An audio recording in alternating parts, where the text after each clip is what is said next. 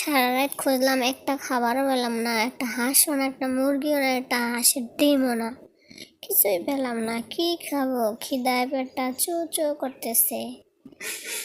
তা কি করবো এখন ভাবতেছি। আবার অন্য গ্রামে যেতে হবে কিছু একটা খাওয়ার জন্য।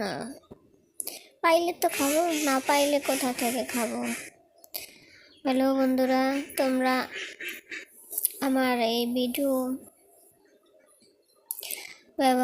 ইউজ করতে পারো, কোনো কপিরাইট আসবে না।